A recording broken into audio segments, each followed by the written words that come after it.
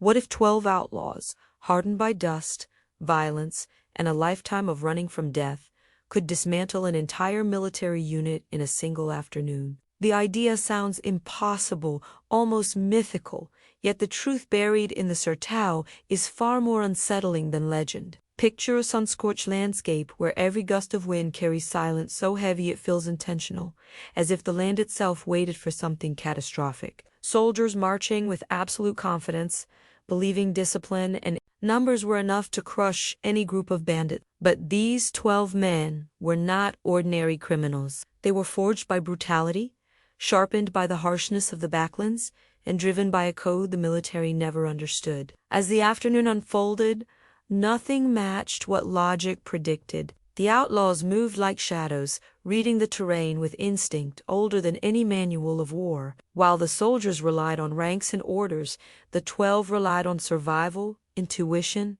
and the bitter certainty that hesitation meant death. This imbalance, invisible at first glance, was the first fracture that would open the path to disaster. Each outlaw carried scars that mapped betrayals, raids, lost families, and an anger so deep it blurred the line between vengeance and strategy. That emotional fire, contained behind seemingly calm faces, fueled decisions the troops were never prepared to counter. But the most chilling part was how quietly the trap was set. Before any gunshot, before any scream, the 12 had already won the psychological war. They controlled visibility, sound, timing, intention. The soldiers kept walking, unaware they were stepping deeper into a narrow funnel of ambush, every step tightening the grip of death around them. Some reports hinted the outlaws even performed small rituals, whispering old prayers or protective chants, blending faith with ferocity. Whether superstition or strategy,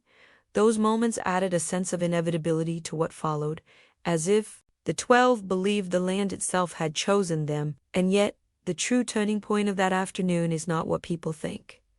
It was not the first shot, nor the first body falling. It was something far more subtle, a psychological break so quick and so silent that most men in uniform never realized it had already happened. That hidden moment is what transformed a routine patrol into a catastrophe that military commanders would spend years trying to erase from official records. Before we go deeper into how 12 outlaws rewrote the laws of violence in a single afternoon, tell me what this opening stirred in you. Your comment helps me understand what resonates with you, so share your thoughts below. If this kind of hidden truth from the surtao shakes you as much as it captivated me while researching, leave a like and check if you are already subscribed to the channel. What you are about to uncover could shift your entire perception of the Kongaku, and the next part of this story is about to pull you even further into the heart of that deadly afternoon, where nothing was as it seemed. What followed after that silent psychological break was a shifting of balance so subtle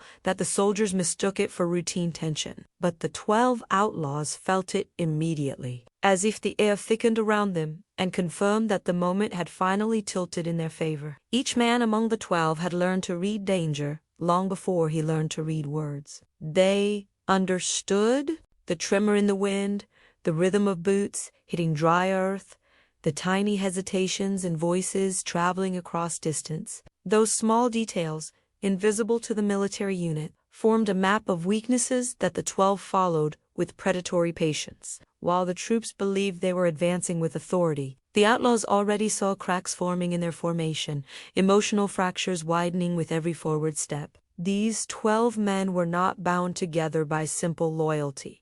Their connection was carved from shared hunger, shared loss, and the brutal certainty that law and order had never protected them. Their unity came from nights sleeping under thorn trees, dividing scraps of food, and listening for footsteps that meant death. A man who survives that kind of life does not think like a soldier trained in barracks. He thinks like an animal reshaped by violence, guided by instinct, sharpened through endless pursuit. That difference became sharper as the military unit pushed deeper into unfamiliar territory. Maps failed them, compasses became useless, and their training could not account for the terrain that shifted from dry ridges to deceptive low ground that trapped sound and magnified echoes. The 12 exploited these distortions with unnerving precision. They moved in and out of sight, creating glimpses of silhouettes only long enough to trigger uncertainty among the soldiers. A flicker behind a cactus, a shifting shadow near a rock,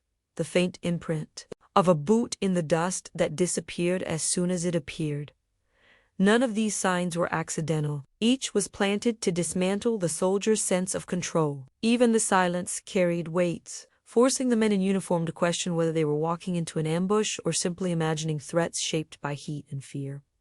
But the outlaws were not improvising. They were guiding the soldiers step by step toward a narrow point where the land curved inward, creating a natural trap that magnified every mistake. By the time the troops noticed that the wind no longer sounded the same, it was already too late. Their spacing had tightened without them realizing it. Their rifles angled awkwardly as tension crept into their shoulders, and the line of command began to waver with confused glances. A single misstep from one soldier caused a ripple that spread down the formation, exposing just how fragile their discipline had become. Meanwhile, the 12 watched from positions that blended seamlessly into the terrain, studying each motion the way a hunter studies prey that refuses to sense its own danger. They were waiting for the smallest sign of panic, because once that spark appeared, it would grow into something uncontrollable. The afternoon sun dipped slightly, stretching shadows across the landscape. This shift in light created pockets of darkness where none existed minutes earlier. The soldiers tried to adjust, but every adjustment created another opening. At that moment, the outlaws felt the final confirmation that the tide had turned fully. The troops thought they were still advancing with purpose, but the 12 saw them walking straight into a tightening circle where reality would snap and chaos would take command. And as the first flicker of fear drifted through the ranks, the 12 prepared for the next move, knowing the psychological collapse had only just begun and that the true violence of the afternoon was still waiting to erupt in ways the soldiers could never anticipate. The first sign that the soldiers were losing control came not from a gunshot but from a hesitation, so brief it might have passed unnoticed by anyone unfamiliar with fear. One of the younger men at the rear slowed his walk, glancing over his shoulder as if the landscape itself were stalking him. That moment rippled through the line like a silent confession, exposing an unspoken truth.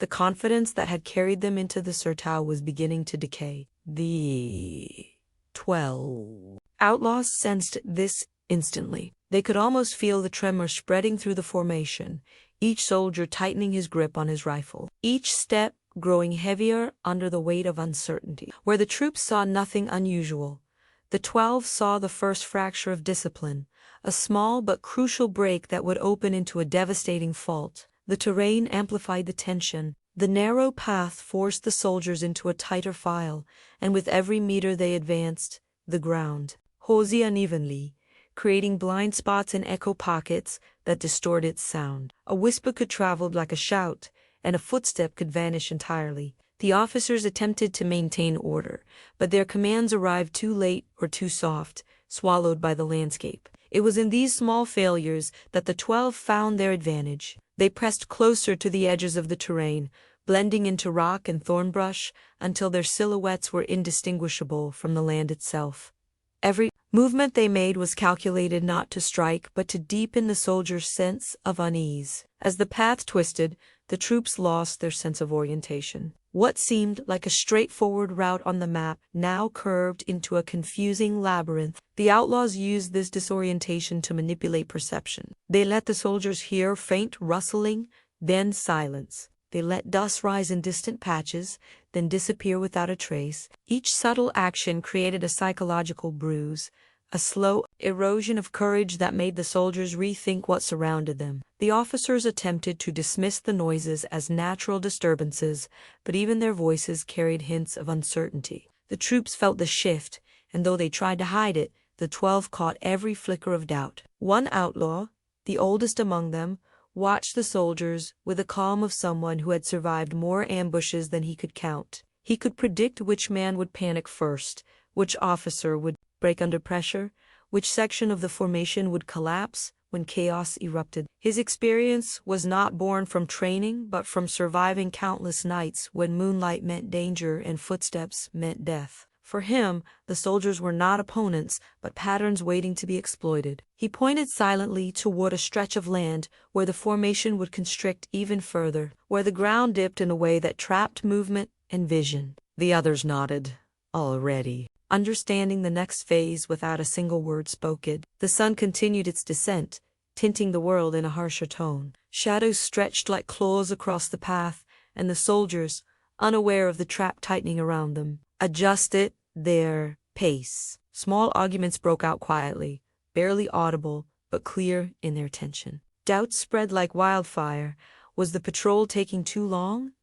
Why had the guides fallen so silent? Why did the landscape feel wrong? These questions stirred beneath the surface, feeding an unease that grew thicker with every step. The 12 watched as the troops drifted toward a position where movement would be limited, where reaction would be slowed, and where the first strike could push the entire unit into collapse. By the time the soldiers reached the narrowing choke point, the 12 knew the moment was approaching when subtle manipulation would no longer be necessary. The psychological trap had worked. Confusion had taken root. Fear had begun to harden, and the distance between anticipation and violence was now only a breath apart, waiting for the exact instant when the outlaws would choose to unleash the next layer of devastation that the troops never imagined was already closing in around them. The narrowing choke point forced the soldiers into a formation so compressed that even their breathing felt synchronized, a single rhythmic pulse trapped inside the tightening jaws of the landscape. The officers tried to maintain control, but their voices no longer carried authority. They carried strain. Every command sounded like an attempt to convince themselves they understood what was happening. The outlaws watched from the edges with the kind of patience that can only be learned through suffering. They saw how the troops' straight lines bent, how shoulders tensed, how rifles were lifted not with discipline but with anxiety. The air itself seemed to hold its breath, waiting for the moment when tension would finally snap. Juan,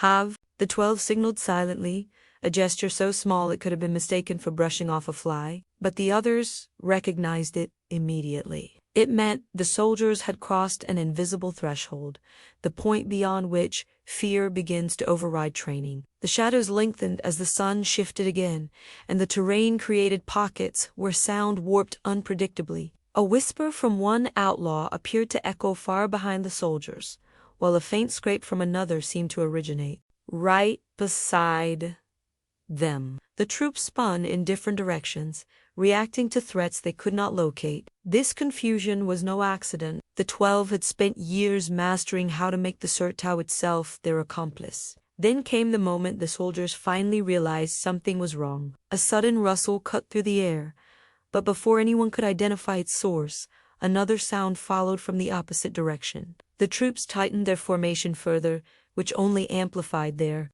vulnerability. The youngest soldier in the group whispered a question, his voice trembling just enough to expose the fear he had tried to hide. His words spread like a fracture, silently infecting the men closest to him. Doubt traveled faster than any bullet, and the outlaws relied on it more than on their rifles. The officers attempted to reassure their men, but every reassurance sounded weaker than the last. Sweat gathered on brows, despite the cooling afternoon air. The outlaws remained invisible, yet their presence grew heavier with every passing second. This was the moment they had engineered, a space where the enemy felt hunted by ghosts rather than men. The psychological collapse was nearing its peak. The troops were no longer thinking about mission objectives or tactical maneuvers. They were thinking about survival, about where the next threat might come from, about whether they had already walked too far into something they could not escape. One outlaw shifted slightly, letting a glint of metal catch the light just long enough for a soldier to notice.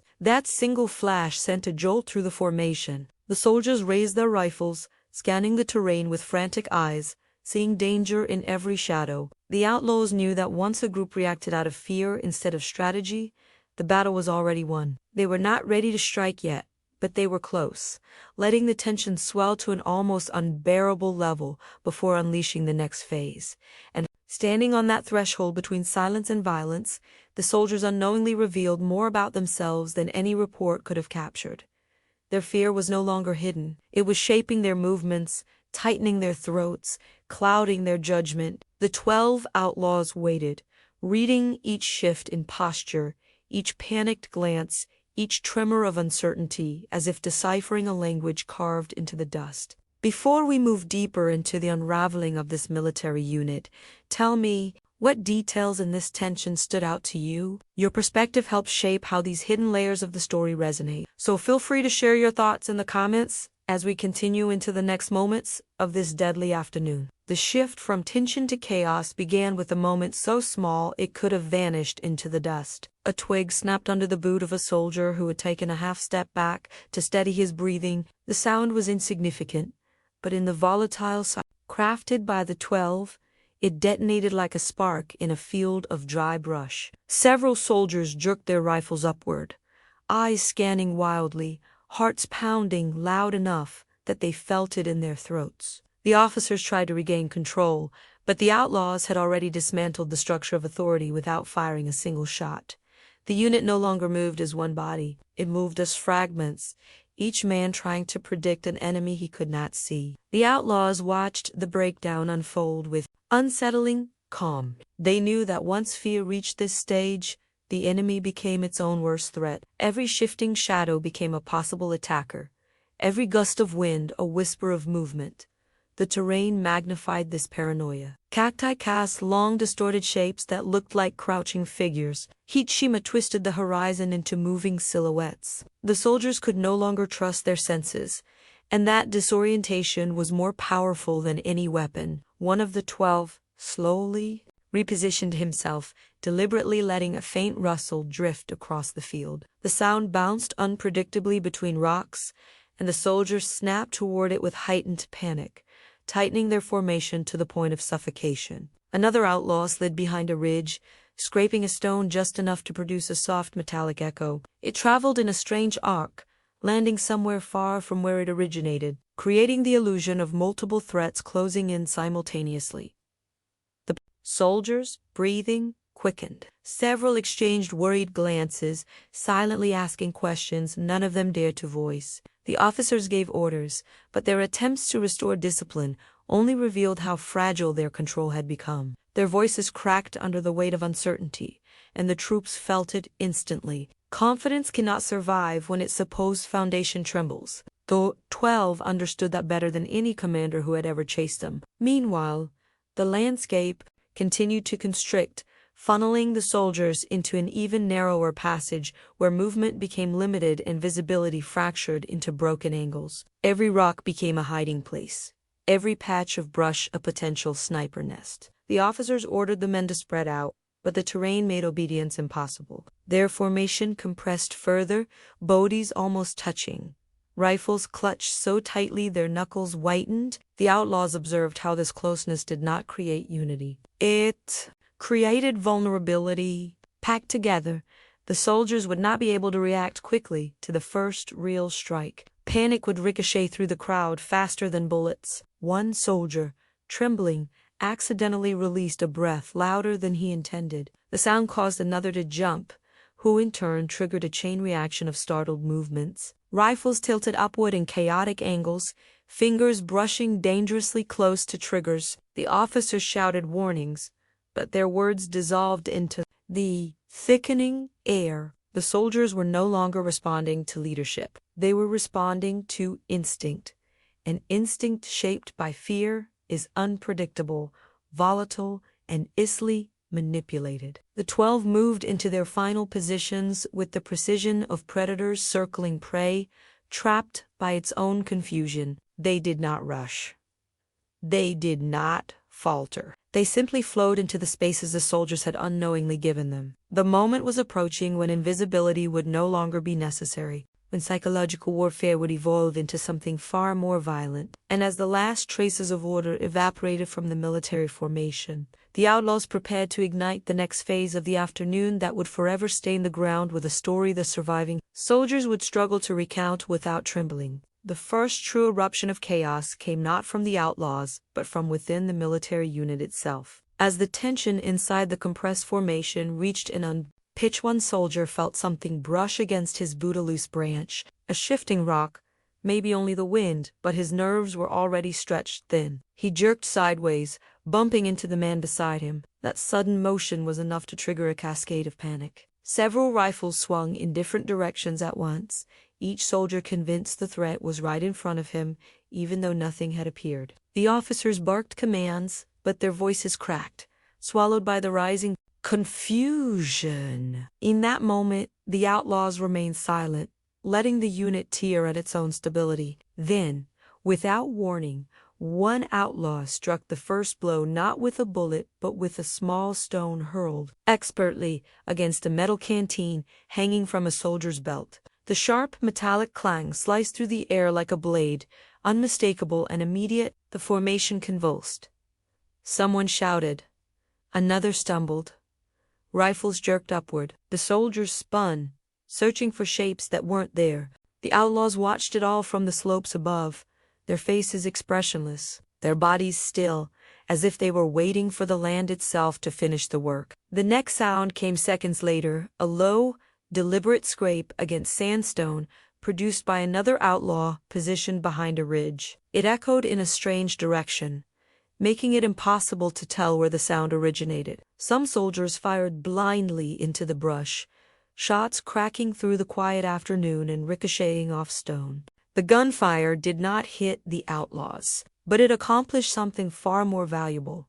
It shattered whatever discipline remained. The troops erupted into overlapping shouts, officers yelling for ceasefire, while the younger men ignored them entirely, gripped by a fear that had turned rational thought into a distant memory. Dust rose in thick clouds as boots scraped and bodies collided. The outlaws used the dust as cover, shifting closer with a practiced fluidity. Every movement they made went unnoticed behind the confusion of the troops, who were now too overwhelmed to distinguish friendly boots from hostile ones.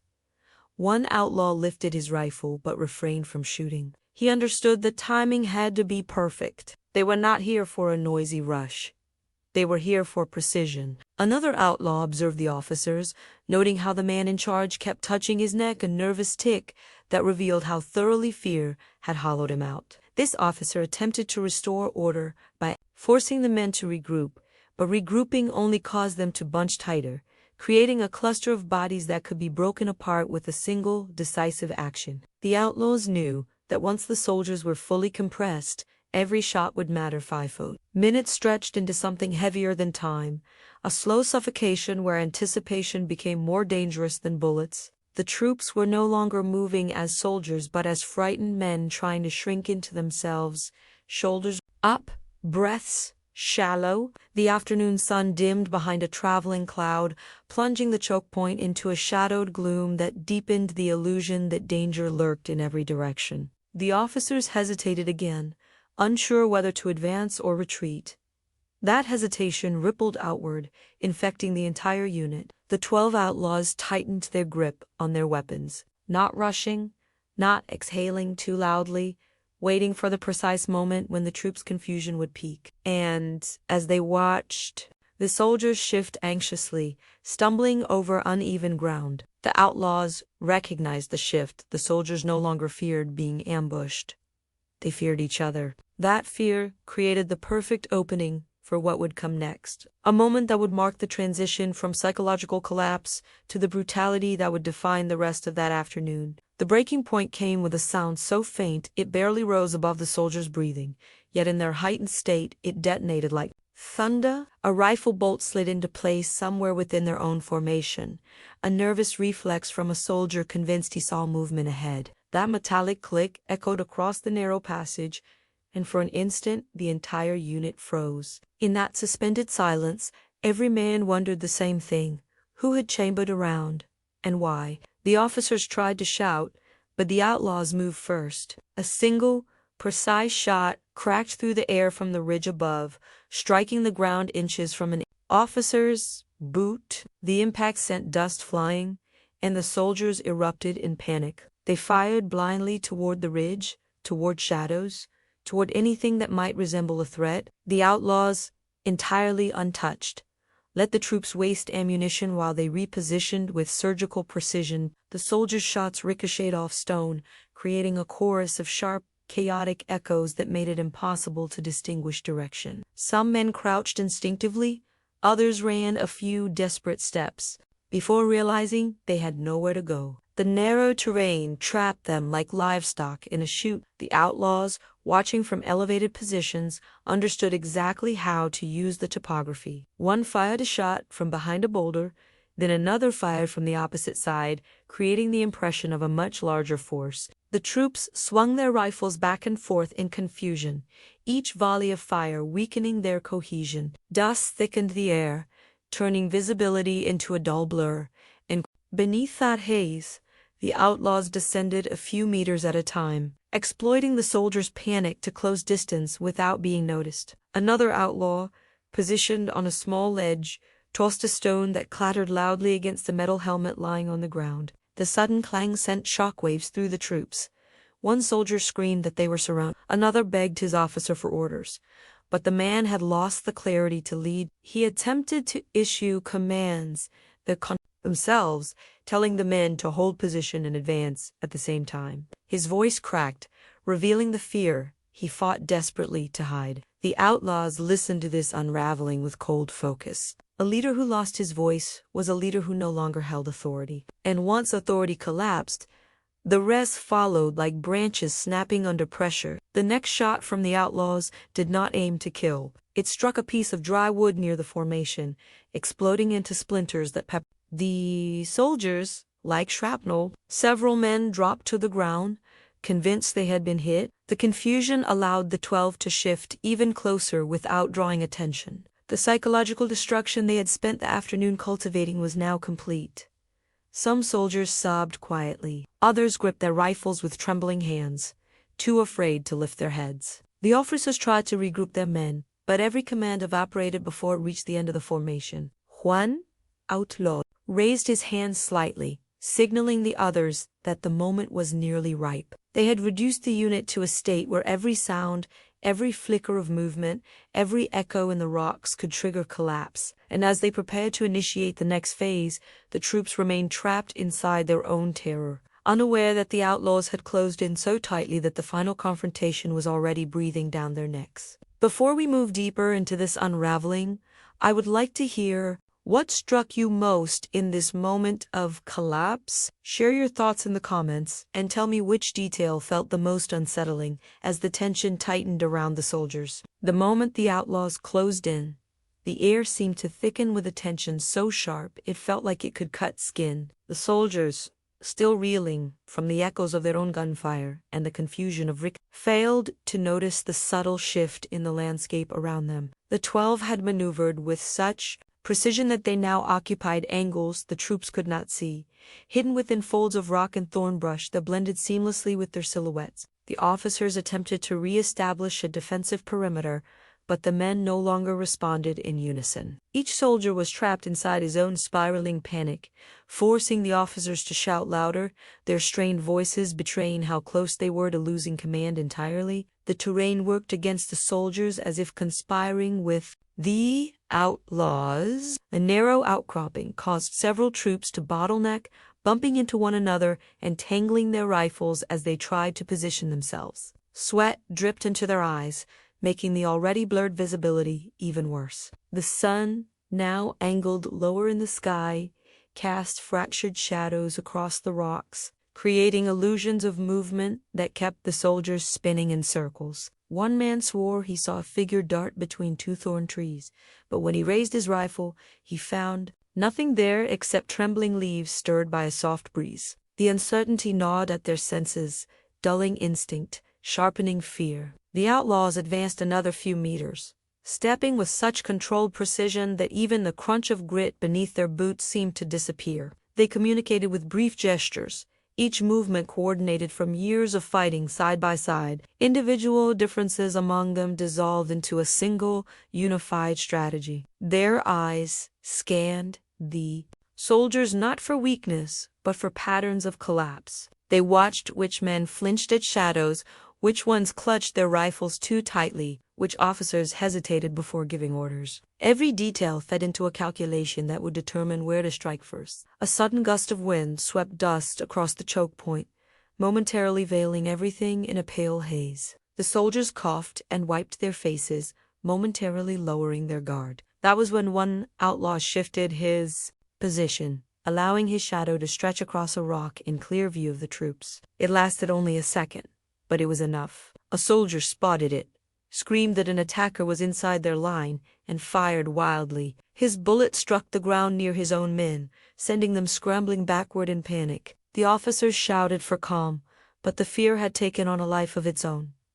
The troops no longer feared the outlaws. They feared what their own panic might make them do next. The 12 saw the opportunity unfold in real time. The soldiers' formation had dissolved completely, leaving pockets of exposed men, separated by fear rather than space. The officers were shouting conflicting commands, some telling the men to fall back, others demanding they hold position. This fragmentation was precisely what the outlaws had engineered from the first moment they set eyes on the troop. Every step, every sound, every silence had been building toward this unraveling of unity, leaving the soldiers caught between orders they could not follow and instincts they could not trust. The dust began to settle, but the soldiers' vision did not clear. Their minds were clouded, overstimulated, raw, from hours of anticipation and dread. They had no sense of where the outlaws were, only that danger existed everywhere at once. The 12 remained poised on the edges of the formation,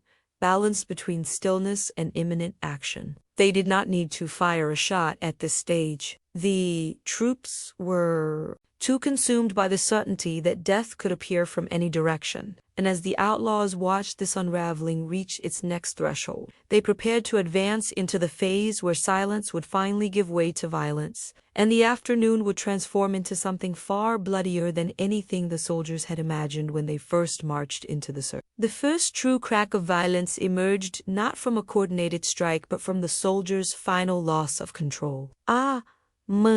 Near the center of the formation, stumbled over a jagged piece of rock, and as he fell, his rifle discharged into the dust with a deafening blast. The shot echoed through the narrow passage like an explosion, and for a split second no one could tell where it had come from. That single bullet fractured whatever fragile restraint remained. Several soldiers dropped to their knees, others spun wildly, and a few screamed that they were under attack. The officers shouted that it was an accident, but their voices were drowned out by panic heavy enough to suffocate thought. The 12 outlaws, watching from multiple angles, understood that the moment they had engineered was finally unfolding exactly as intended. The troops scrambled for cover where none truly existed. Men pressed themselves against rocks too small to hide them, crouched behind brittle shrubs that offered no protection, and huddled in tight clusters that only made them easier targets. Their rifles shook in their hands as they tried to aim at shadows that seemed to move whenever they blinked. Dust rose again in thick clouds, turning the air into a muted blur of shapes and silhouettes. In that swirling haze, one outlaw stepped forward just enough for his outline to appear briefly before vanishing again. The soldiers fired a volley in his direction, missing entirely and further draining what little discipline they had left. The officers attempted to push their men into a defensive arc, but fear made obedience impossible. Some soldiers refused to move, anchored by terror. Others moved too fast, tripping and crawling, as if the ground itself were collapsing beneath them. The outlaws used this disorganization not to strike but to shift even closer, reducing the distance to a lethal range while remaining nearly invisible. Their silence was more terrifying than gunfire. It made the troops imagine that danger was everywhere, closing in from directions they could not comprehend. Every heartbeat felt misplaced, every breath too loud. A moment later, another sound cracked through the air, a stone kicked loose by one outlaw's boot, tumbling down the slope. It was harmless, yet the soldiers reacted as if it were a grenade. They scattered in different directions, colliding with each other in a frantic attempt to escape a threat they could not see. One soldier abandoned his position entirely, sprinting toward the rear of the formation, convinced he was being hunted. His panicked flight triggered others to follow, creating a stampede of men running without direction or coordination. Officers tried to intercept them, but those attempts only added to the confusion as bodies slammed together in a frantic, disordered retreat. The outlaws continued to descend from their elevated positions, not rushing but advancing with a calm that contrasted violently with the chaos around them. They observed how the soldiers' lines had completely collapsed, leaving isolated pockets of men clinging to whatever scraps of courage they could muster. Some soldiers attempted to regroup, but their voices wavered, betraying a fear they could not suppress. The 12 read those small details with the cold precision of hunters. They recognized that the unit had reached a state where one more disruption, even the faintest sound or flicker of movement, would shatter it beyond repair. Shadows lengthened across the terrain as the afternoon sun dipped lower, deepening the sense that the land itself was constricting around the troops. The soldiers felt as if they were sinking into a trap they could not identify or escape. Every direction looked wrong. Every path felt hostile. Their breathing grew shallow, their vision tunneled, and the weight of dread settled into their bones with relentless pressure. The outlaws, now positioned at the edge of lethal distance, made no sound. They simply waited, poised with the stillness of executioners who understood that the final act of the afternoon was about to begin, and that once it did, the soldiers would have no chance to recover the discipline they had lost piece by fragile piece. The last seconds before the outlaws struck felt stretched, elongated by the kind of silence that only appears right before violence transforms everything it touches. The soldiers were no longer a unit but a scattered collection of terrified men, each clinging to whatever instinct remained. They crouched behind rocks, pressed into thornbrush, or stood frozen in the open, unable to decide whether to run or hide. The afternoon light dimmed further, the sun hovering low enough to blur the line between shadow and movement. It was in that blurred moment that the 12 finally shifted from silent hunters to active executioners. They descended with a precision that suggested not rage, but inevitability. The first crack of a rifle from the outlaws cut through the dust like a blade. A soldier dropped instantly, and the shock of that fall fractured whatever remained of the troops' resolve. More shots followed, each one chosen carefully, targeting officers first, dismantling any last trace of command. The soldiers panicked, firing in every direction, their bullets carving into stone and brush, but never finding the men who hunted them. The outlaws moved between cover with unnatural agility, emerging only long enough to fire before melting back into the terrain. Their advantage was absolute. They knew where every soldier had run, where each pocket of fear had settled, where every blind angle offered an opening. Some soldiers tried to crawl away, dragging themselves through dust that clung to their uniforms. Others attempted to regroup behind a cluster of rocks, but their gathering only made them easier targets. The outlaws advanced calmly, stepping through the chaos as if following a script they had rehearsed for years. Their shots were spaced deliberately not to overwhelm, but to control the pace of collapse. Every bullet carried a message.